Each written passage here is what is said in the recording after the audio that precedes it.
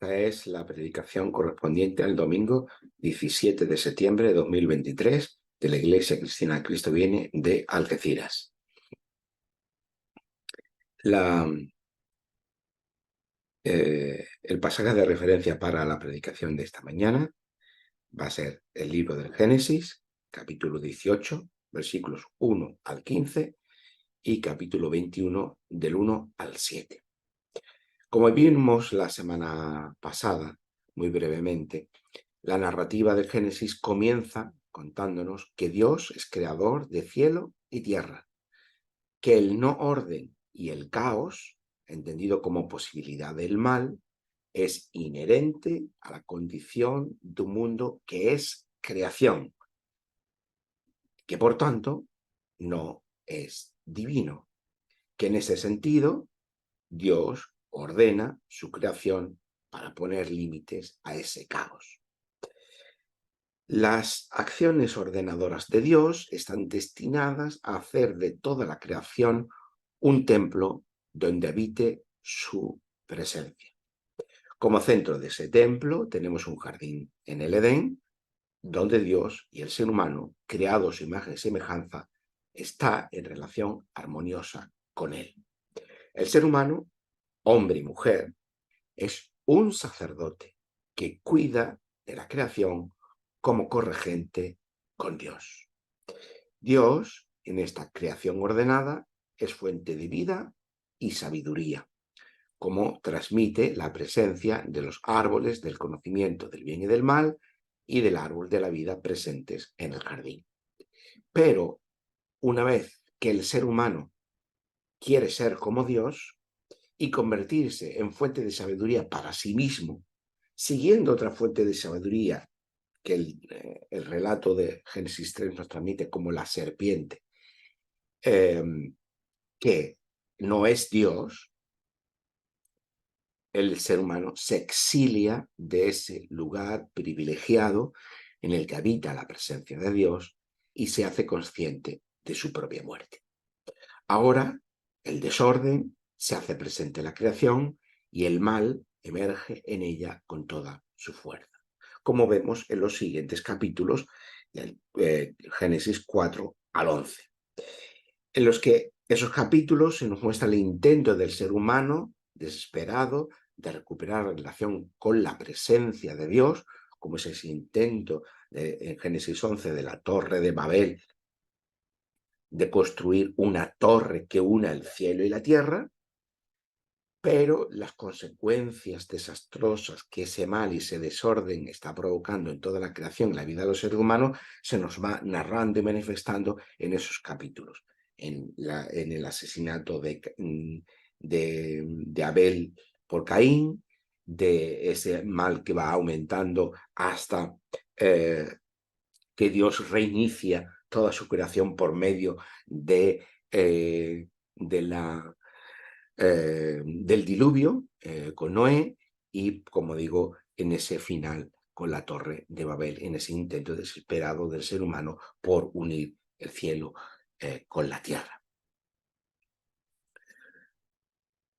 Por todo ello, Génesis 1 al 11 es una reflexión teológica acerca de la presencia del mal y de la muerte en la vida del ser humano, así como su respuesta a partir de la presencia de un Dios creador que se muestra por medio de su gracia, limitando y restringiendo la posibilidad de ese mal desde el principio y además siendo fuente de vida y de sabiduría, produciendo, por tanto, un orden sabio y una vida abundante. Pero la narrativa no acaba aquí, sino que en Génesis 12 y toda la narrativa subsiguiente es una respuesta a las preguntas que se plantean en Génesis 1 al 11, que son las siguientes. Si el desorden y el mal ha emergido en la creación buena de Dios, ¿ese mal tiene solución? ¿Cuál es el propósito de Dios para su creación una vez que el mal está presente en ella? ¿Cabe esperar que el reino de la muerte se haga permanente en la creación de Dios? La elección de Abraham y la promesa de Génesis 12, versículo 3, capítulo 12, versículo 3, de convertirse a partir de la familia de Abraham en bendición de todas las naciones, es respuesta a todas esas preguntas. Claro, ¿cómo es que esa promesa de Dios hecha a Abraham es respuesta a las preguntas anteriores? No lo alcanzamos a comprender todavía esto. Para ello tendremos que seguir la narrativa bíblica hasta llegar al libro de Apocalipsis. Pero lo más inmediato en el curso de la narrativa bíblica es que Dios promete a Abraham levantar un pueblo de su descendencia. Un pueblo que se basa en una relación de pacto. Es decir, Dios se convierte en rey para su pueblo y su pueblo se compromete a guardar dicha relación de pacto por medio de la observancia de las cláusulas de ese pacto, que es la ley.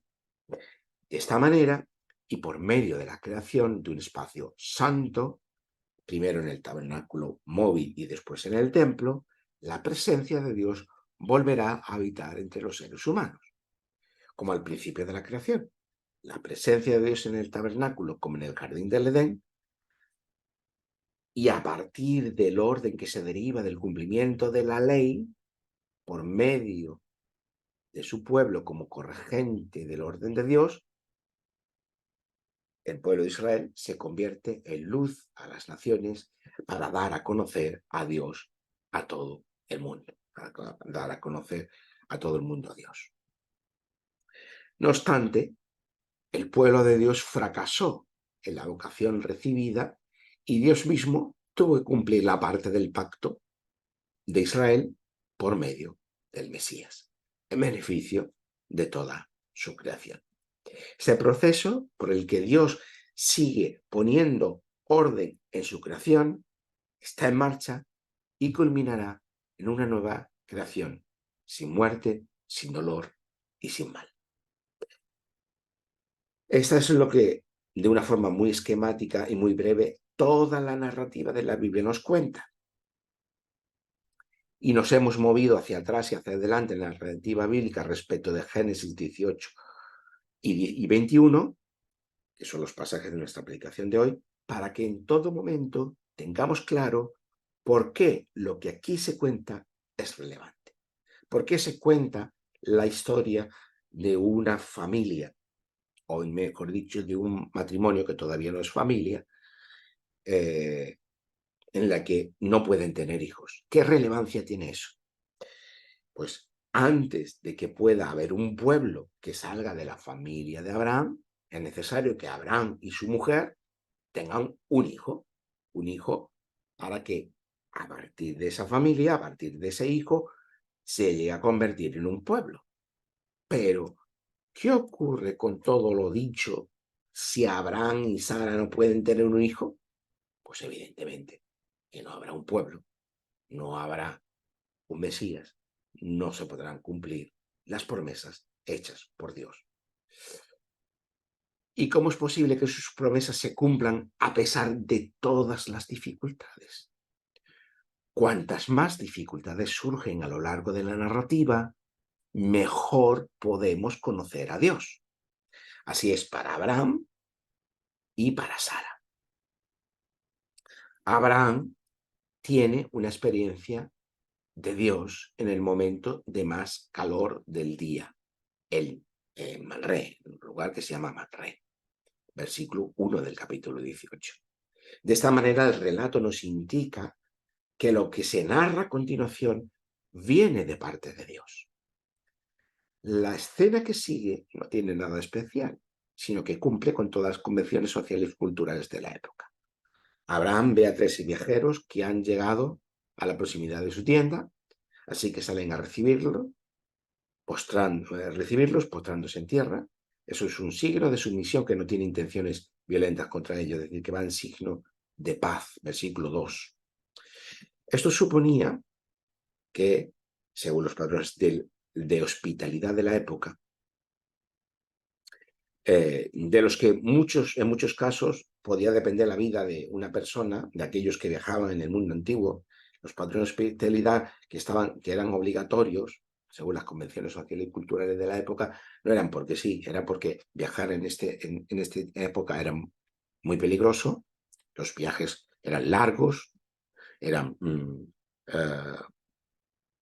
se hacían unas condiciones climáticas y geográficas y vitales muy complicadas, y si cuando alguien que iba viajando por grandes tensiones en las que no había nadie, se encontraba con alguien, con un campamento, una pequeña aldea, pues era obligatorio prestar ayuda a esta persona, según las convenciones sociales, como digo, porque la vida le iba en ello.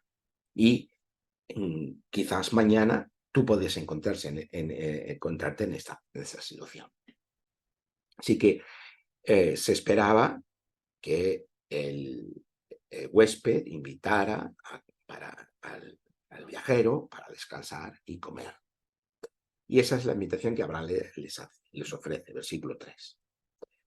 Se trae agua para lavar los pies de quienes han estado caminando durante horas, quizás días.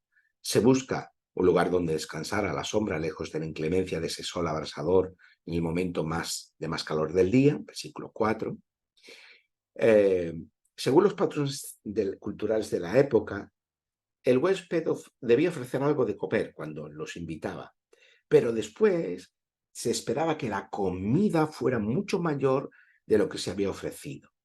Por eso Abraham les ofrece un bocado de pan para reponer fuerzas antes de seguir, pero después manda preparar una buena comida. Una buena comida en aquel contexto implicaba una buena cantidad de pan, que es lo que manda amasar a Sara, un becerro tierno y bueno, que es lo que manda a preparar a su criado, y leche y yogur, o requesón, una especie de yogur que se prepara a partir de la leche. Y todo eso lo comparte con sus invitados. Versículos 6 al 8.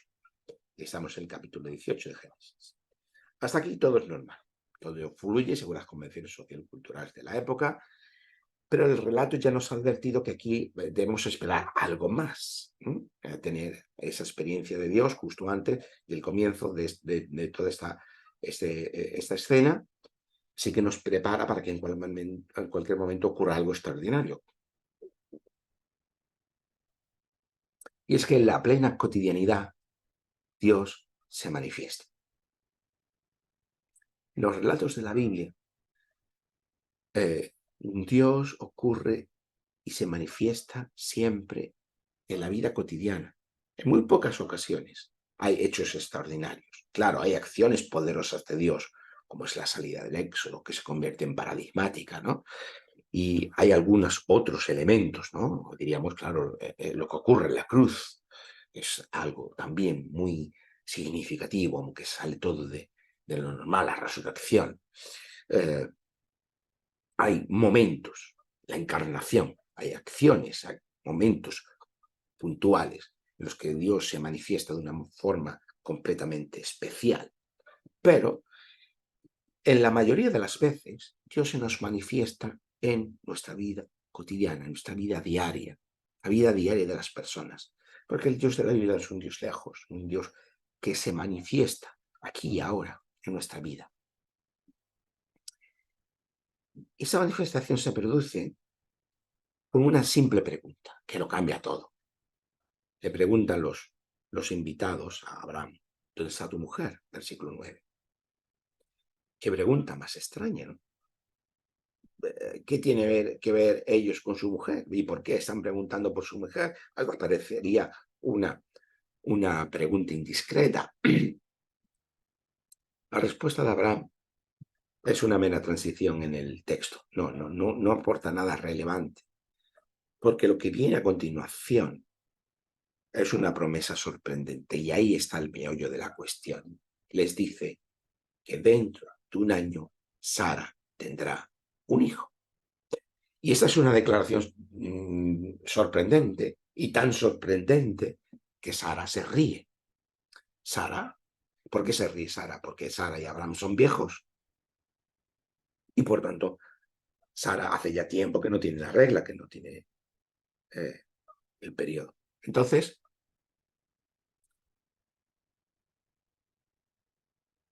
ellos confían en Dios. Pero claro, hombre, ya han mostrado a lo largo de su vida una confianza en Dios importante, pero claro, hasta Dios puede tener sus límites, ¿no? Versículos 10, 11 y 12. Así que Sara se ríe. Y en ese momento irrumpe la presencia de Dios, la experiencia de Dios, la experiencia que tiene. Dios vuelve a hablar. Es decir, como si toda esa escena que hemos visto antes desapareciera de pronto, ¿no? Como si todo eso que quizás hubiera sido, forma parte de esa experiencia que está teniendo Abraham de Dios allí en el momento de más abrasador del día, ¿no? Dios habla y pregunta por el motivo de la risa de Sara, versículo 13. Sin embargo, aquí no hay un reproche moral, tampoco se hace referencia a una falta de fe. Todos estos son muchas veces lecturas moralistas que nosotros hacemos acerca del relato, pero el relato no propone ninguna de esas lecturas. De hecho, ninguno de los relatos está escrito para dar ejemplos morales. Es más, los patriarcas, en la mayor parte de las veces, no son ejemplo moral de nada, todo lo contrario. Por tanto, no están ahí las claves interpretativas. Esa referencia a la risa sirve de puente y de contraste para la última pregunta, con la que se cierra la escena y que es la clave interpretativa de todo el relato. Versículo 14. ¿Acaso hay algo imposible para el Señor? ¿Acaso hay algo imposible para el Señor? El motivo de la risa nos lleva a esa pregunta. ¿Acaso hay algo imposible para el Señor? Y se vuelve a afirmar la promesa. En un año, Sara tendrá un hijo. Y eso no es algo que dicen unos viajeros que han pasado por allí, que puede ser cualquiera. La narración nos deja claro que esa promesa viene de parte de Dios. Después, este punto de la narración se interrumpe con los relatos, y la narración se retoma en Génesis 21. Y si tuviéramos que responder a la pregunta con la que nos hemos quedado, ¿no?, en el capítulo 18, si hay algo imposible para el Señor, y lo preguntáramos respecto a Sara, tendríamos una doble imposibilidad. Sara es estéril, por lo tanto, una mujer estéril no puede tener hijos, y Sara ya no tiene regla, con lo cual no cabe esperar que tenga hijos. Así que podríamos incluir un tercero, que ya es de una edad avanzada, todavía, para rizar el rizo. Así que Sara tiene doble motivo para que tener un hijo sea algo imposible en términos humanos. No cabe esperar eso, más. Así que la pregunta, ¿hay algo imposible para Dios?, todavía resuena en nuestra mente cuando leemos el principio del capítulo 21, versículos 1 y 2, lo siguiente. El Señor visitó a Sara, como había dicho, e hizo el Señor con Sara como le había prometido. Sara concibió y dio a Abraham un hijo en su vejez, en el plazo que Dios le había dicho.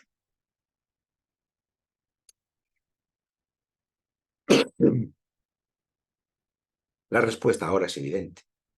El Dios que se nos desvela en la narración bíblica supera todos los imposibles humanos, en el tiempo y en la forma que Él ha dispuesto para llegar a cumplir sus promesas.